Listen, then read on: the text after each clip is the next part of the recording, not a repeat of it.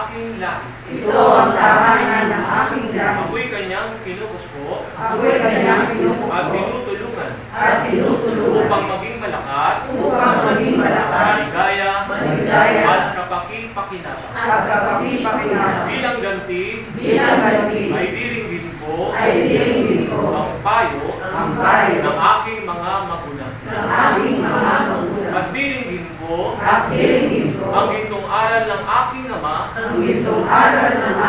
na siyang lumikha nitong langit at lupa. Tutok din ko ang batas pangkalangitan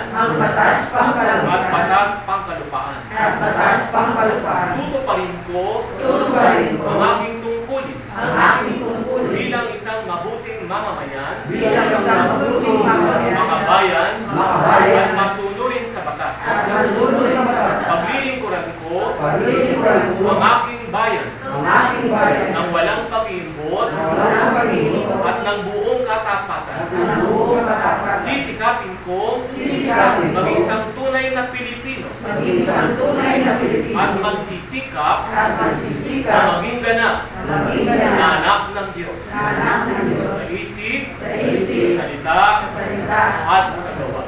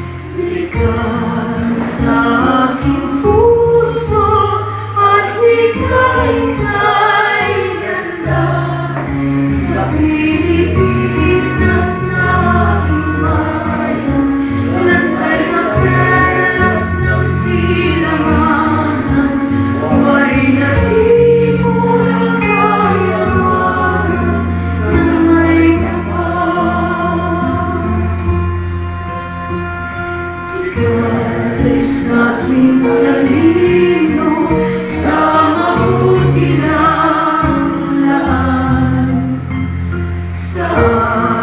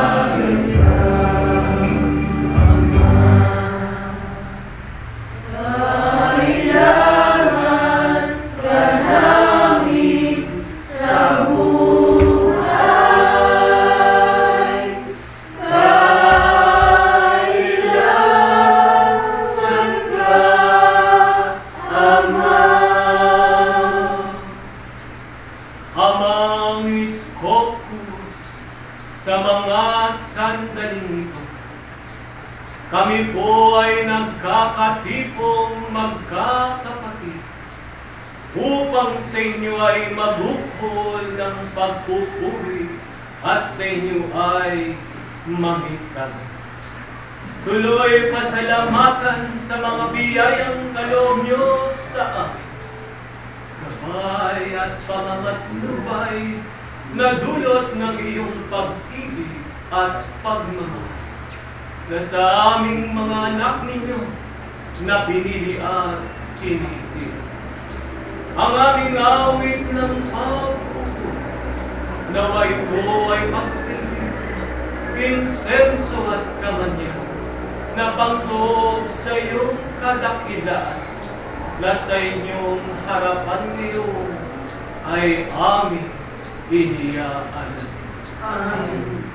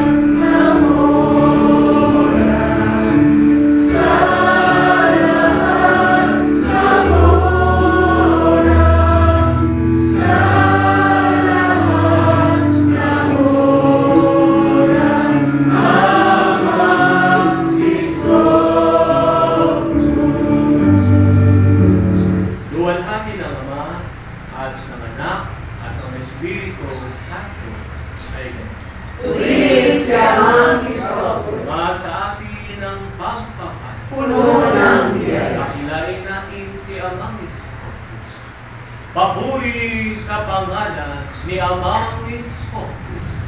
Amang Iskopus, Amang Iskopus.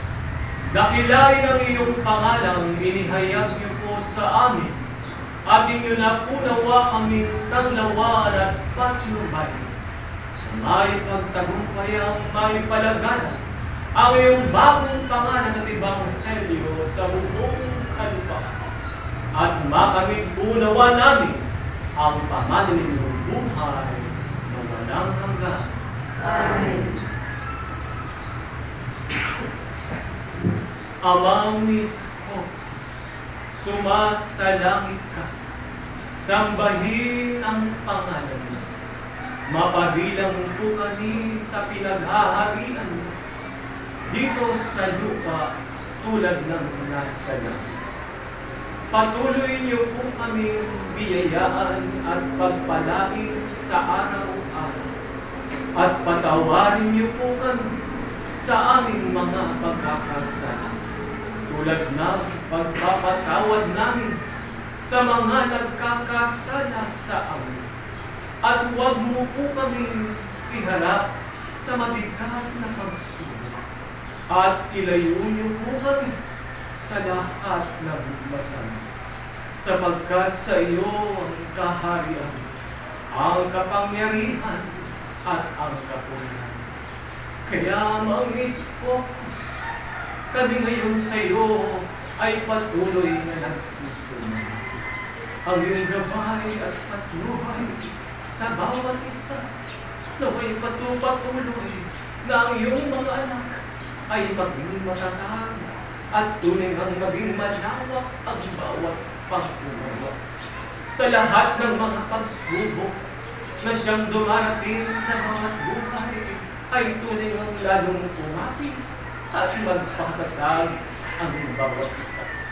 Sapagkat ikaw ay hukom na siyang dumating at patuloy na dinadalisay ang bawat pananampalataya ng bawat isa. Kaya naman po lalo't higit sa lugaring ito ay patuloy niyong ipagkaloob ang kalaman at katatagan upang mapagtagumpayan ng bawat isa na aming mga kapatid at ikay lubusang may pakilala sa lugaring ito at sa lahat ng kanilang makakausap ay tunay ng ikaw ay magpakilala. Pwede man po ang iskopos, itinataas namin ang isa naming kapatid na ngayon ay nagdaraos ng kanyang ika-90 taong kaarawan amang iskopos. Samot piling po natin, patuloy niyo pa siyang biyayaan ng mahabang buhay at malusog na pangangatawan upang may pagpatuloy niya ang kanyang tungkulin bilang ina at higit sa lahat, ikaw ay makilala ng lubos bilang ika'y dumating na si Amang Iskopos na sa amin ay nagpapakilala sa huling panahon ito. Amin din po isinasamo, O Diyos na aming Ama, ang iyong kanang kamay si Reverend Minister Herberto Calangay, ang iyong kanang kamay na patuloy mong ipagkaloob ang kaalaman upang tunay ang maisabok ang isang katotohanan at tunay mong makilala ka ng lubusan sa huling panahon ito sa lahat ng lugar. O Diyos na aming Ama, ay ganun din ang bawat naglilingkod ay tunay ang maging matatag at patuloy mong gamitin maging ang mananampalataya at ang lahat ng nagsusuri na may lubos na makakilala at makaunawa sa iyong ministeryo. Lagi rin po namin sa Diyos sinasama na huwag mong bibigtiwan ang Pangulo ng Bansang Pilipinas, ang pinili mong bagong bayan ng iyong bagong Jerusalem. Amatangalan mo po ang kaisipan ng aming Pangulo at laging ipagkaloob sa Kanya ang katalinuhan upang lahat ay tunay na mapagtagumpayan sa isang tunay na pagbabago sa iyong bayang pinili. Kaya ipagkaloob mo rin po sa Kanya ingatan ng Kanyang katawan, maging ang lahat ng naglilingkod na nawa sa puso ang tunay na paglilingkod sa bayan ang siyang mauna sa mga. Kaya sa umaga ito ang mga iskopos, ipadamang po namin kapilang Espiritu sa Panginoon. Madam ng lubos kung paano mo minamahal at pinahalagaan ang bawat isa na iyong tinawag sa huling panahon. Ang lahat po ito ay dalangin natin Keso Kristo na aming Panginoon at ng iyong banal na pangalan.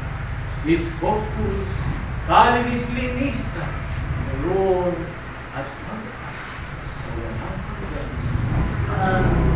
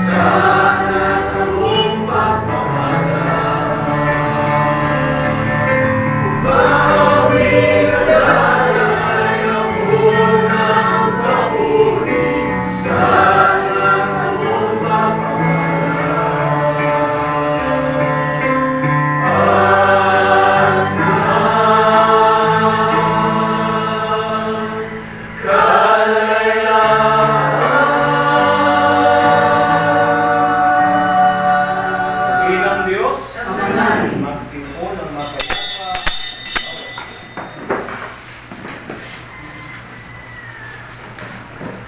Paano ba natin malalaman tinanggap na ng Diyos bilang anak ang bawat isa sa atin? Paano ba natin malalamang tinanggap na ng Diyos bilang anak ang bawat isa sa atin? Isang mapagpalang umaga bawat isa sa atin na magminamahal. Hayaan niyong sa Ebanghelyong kaloob ni Mang Scopus sa magitan ng kanyang pagkasi at paggabay, pauunawa ng lubusan ng Diyos. Kasi ang Mang Scopus ang mga bagay-bagay na dapat nating malaman at maunawaan sa buhay natin bilang tayo na kanyang mga tinawag na mga anak ng Diyos sa uling panahon. Taas nga ang mga kamay ng mga anak ng Diyos. Ayan.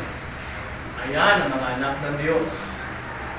Sa sulat ni Juan, o unang Juan, buksan natin. Sa unang Juan, ang kapitulo ay 3, talata ay 1 hanggang 10, ay ganito po ang sinasabi ng banal na kasulatan. Mga anak ng Diyos. Isipin ninyo kung gaano kalaki ang pag-ibig sa atin ng Ama. Tinawag niya tayo mga anak ng Diyos. At iyan ang totoo. Ito ang dahilan kung bakit hindi tayo nakikilala ng mga makasanlibutan. Hindi nila kinikilala ang Diyos. Mga minamahal, sa ngayon, tayo ay mga anak ng Diyos. Ngunit, hindi pa nahahayag ang magiging kalagayan natin. Gayunman, alam natin sa pagparitong muli ni Kristo, tayo ay matutulad sa Kanya. Sapagkat makikita natin siya sa kanyang likas na kalagayan. Kaya't ang sino mang may pag-asa sa kanya ay nagpapakalinis. Tulad ni Kristo, siya'y malinis. Ang bawat nagkakasala ay lumalabag sa kautusan ng Diyos, sapagkat ang kasalanan ay paglabag sa kautusan.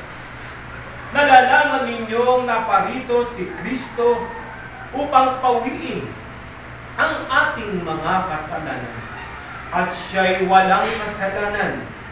Ang nananatili sa Kanya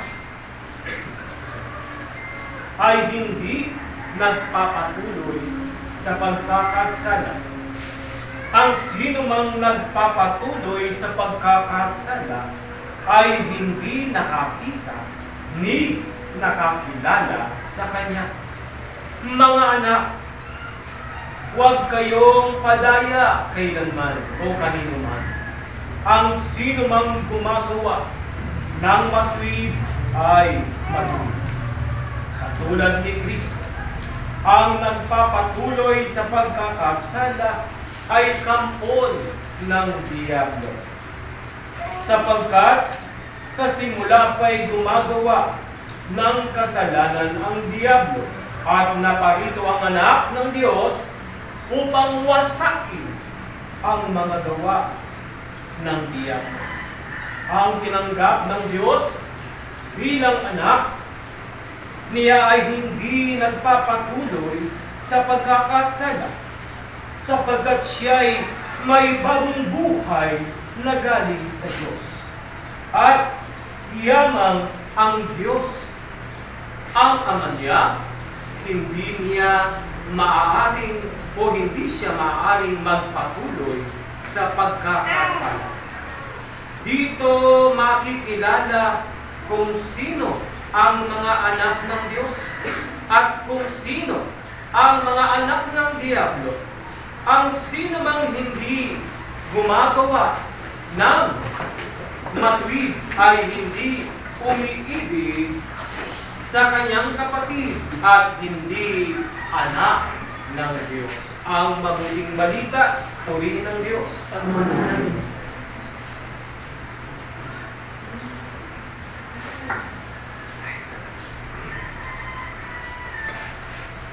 Mga anak ng Diyos.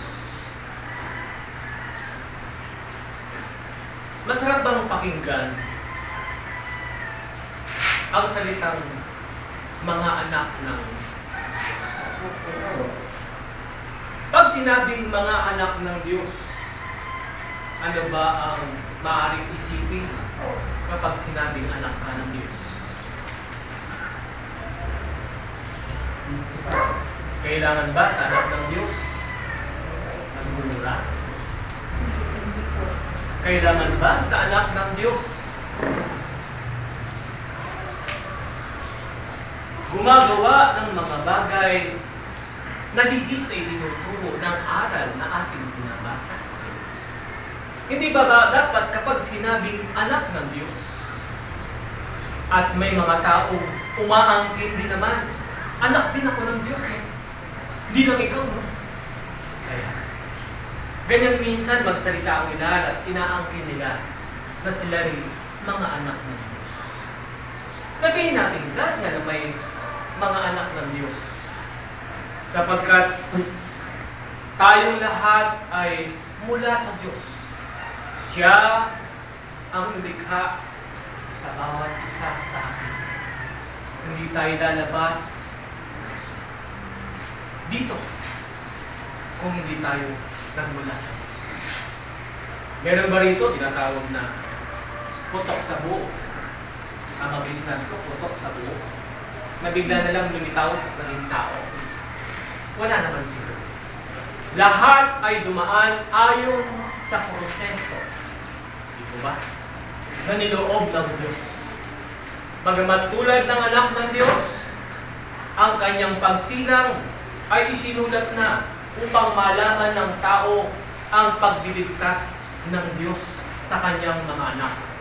Sa lahat ng mga inaapi, sa lahat ng mga inaapakan, sa lahat ng mga niloloko at tunay ng inaalipin. Pero, saan nga ba tayo ililigtas ng Diyos? At saan ba tayo tunay nga inaalipin o naaalipin o ang ilan ay nagpapaalipin? Hindi ba sa kasalanan? Kaya nga, dumating ang Diyos sa Espiritu at katotohanan sa ating panahon. Pebraryo 1, 1966.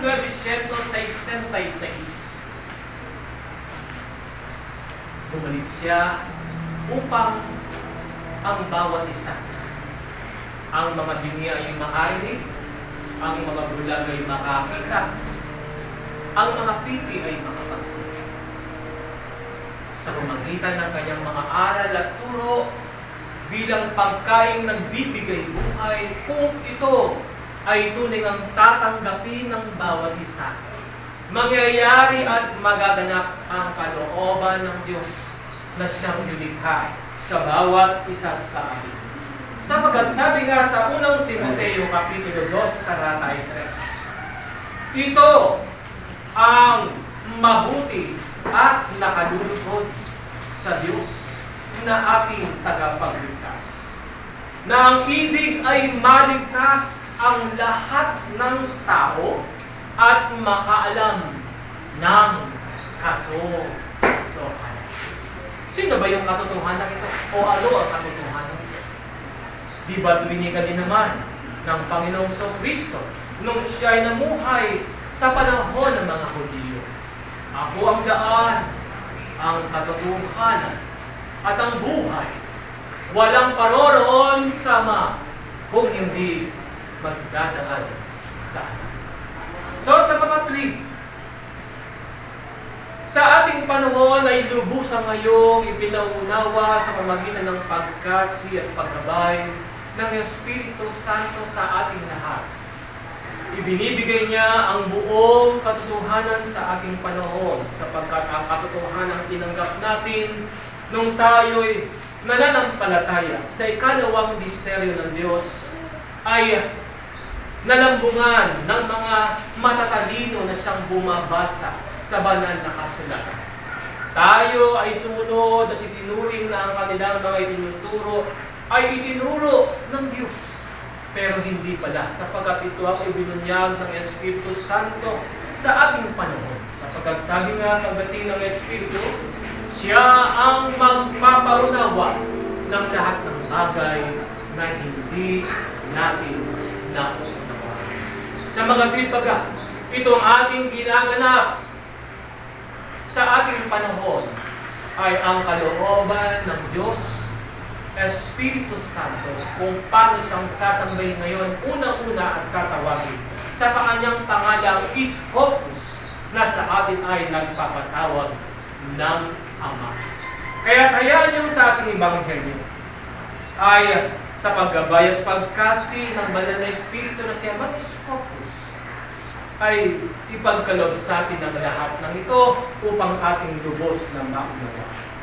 Sabi nga rito, isipin ninyo kung gaano kalaki ang pag-ibig sa atin ng Ama. Isipin ninyo. Bakit sinasabing isipin natin? Kasi yung iba nag-iisip. Hindi daw siya mahal ng Diyos. Sabi ng iba, kung mahal ako ng Diyos, bakit ganito ang itsura? Bakit ganito ang buhay? Bakit siya? Ganun. Ako? Hindi. Maraming tanong ang tao at doon niya ibinabase sa mga bagay na wala, hindi nangyari, hindi niya nakita sa kanya. Na ikinukumpara niya ang mga bagay na ibinagkaloob ng Diyos sa iba na wala sa kanya. Ang tanong, sino ba rito sa atin ang perfecto? Meron ba ritong perfecto? Ito na nga. Malibang si perfecto ang kanyang tao. Bawat isa ay sinilang may kanya-kanyang mga kakulangan. May kanya-kanyang mga kapintasan. May mga bagay na wala sa atin na meron sa iba. Dahil kung tayo ay pare-parehong meron na ng lahat ng bagay, palagay nyo, may magbibigay pa. May magkakawang gawa pa kung pare-pareho tayong mayaman, mga kapatid. Sino pa tutulungan mo? So tulad ng ating daliri, sabi ng Diyos sa kanyang paglikha, ay hindi tayo pantay-pantay. Hindi tayo pare-pare. Pero sabi rito sa ating binabasa, isipin ninyo kung gaano kalaki ang pag-ibig ng Diyos. Kung sadyang iisipin natin, hindi mo pwedeng questionin yung pag-ibig ng Diyos. Ang pina-question dito, ikaw, malaki ba ang pag-ibig? Pag sinabing pag-ibig, asan yung pag-ibig? Di ba naman sa puso? Malaki ba ang puso? Pag sinabing malaki ang puso, yung pagmamahal niya ay walang itinatang, walang tinitignan o tinititigan. Pagkay, nagkakatunya.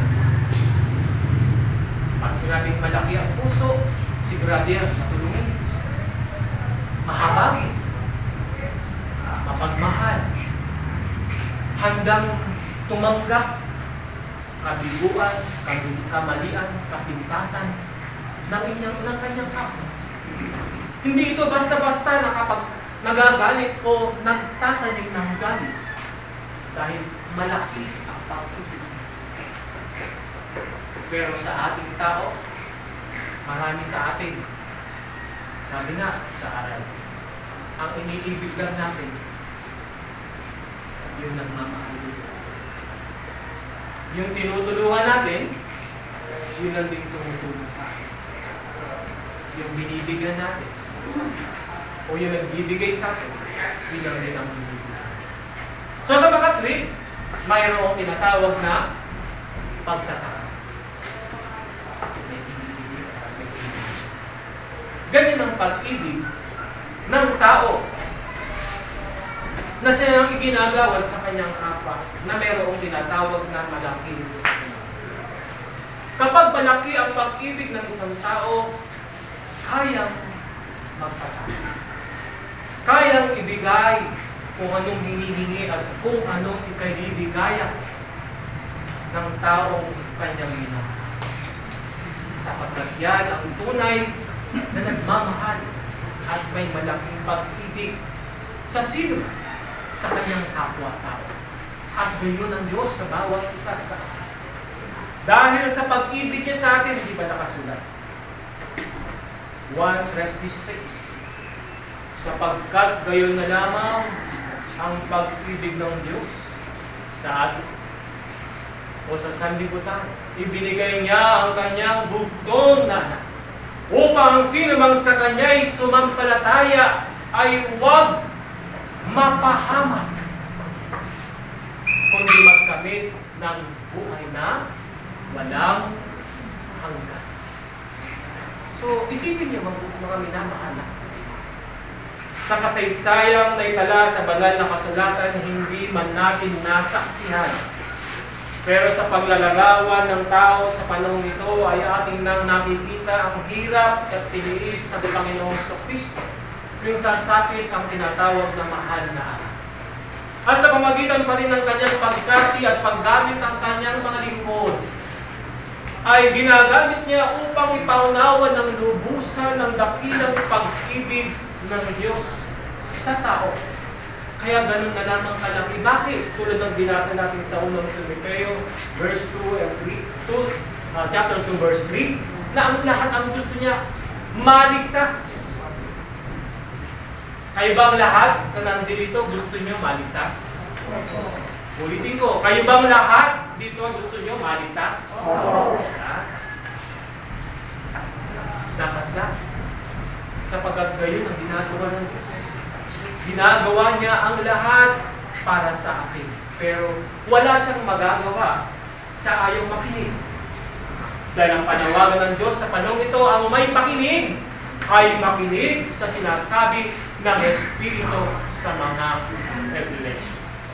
Bagamat meron namang nakikinig, nakakaunawa, naiintindihan ang salita ng Diyos. Pero wala namang lakas upang isakatuparan ang hinihingi ng kanyang narinig at naunawa.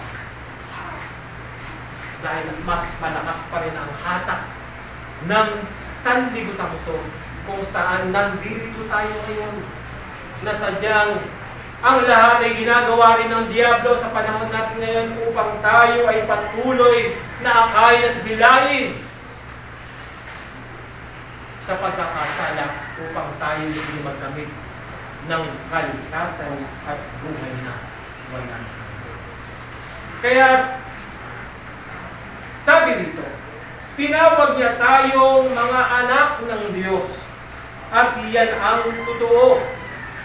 Ito ang dahilan kung bakit hindi kayo o hindi tayo nakikilala ng mga makasanlibutan.